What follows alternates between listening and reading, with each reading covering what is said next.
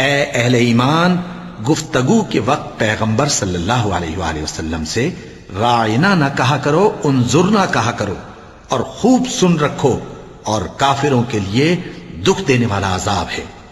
جو لوگ کافر ہیں، اہل کتاب یا مشرک، وہ اس بات کو پسند نہیں کرتے کہ تم لوگوں پر تمہارے پروردگار کی طرف سے خیر و برکت نازل ہو، اور اللہ تو جس کو چاہتا ہے اپنی رحمت کے ساتھ خاص کر لیتا ہے، اور اللہ بڑے فضل کا مالک ہے۔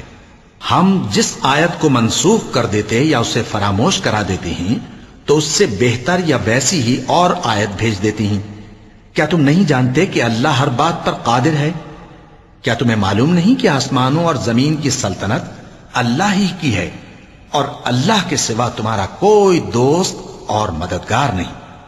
مسلمانوں، کیا تم یہ چاہتے ہو کہ اپنے پیغمبر صلی اللہ علیہ وآلہ وسلم سے اسی طرح کے سوال کرو جس طرح کے سوال پہلے موسیٰ سے کیے گئے تھے؟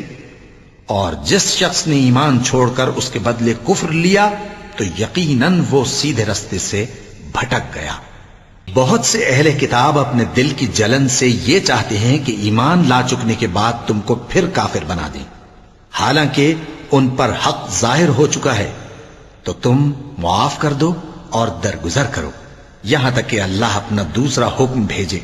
بے شک اللہ ہر بات پر قادر ہے۔ اور نماز ادا کرتے رہو اور زکوٰۃ دیتے رہو، اور جو بھلائی اپنے لیے آگے بھیج رکھو گے اس کو اللہ کے ہاں پالو گے۔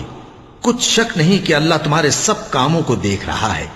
اور یہودی اور عیسائی کہتے ہیں کہ یہودیوں اور عیسائیوں کے سوا کوئی بہشت میں نہیں جانے گا۔ یہ ان لوگوں کے خیالات باطل ہیں۔ اے پیغمبر، ان سے کہہ دو کہ اگر سچے ہو تو دلیل پیش کرو۔ ہاں، کیوں نہیں؟ جو شخص اللہ کے آگے گردن جھکا دے، یعنی ایمان لے آئے، اور وہ نیکوکار بھی ہو، تو اس کا صلہ اس کے پروردگار کے پاس ہے۔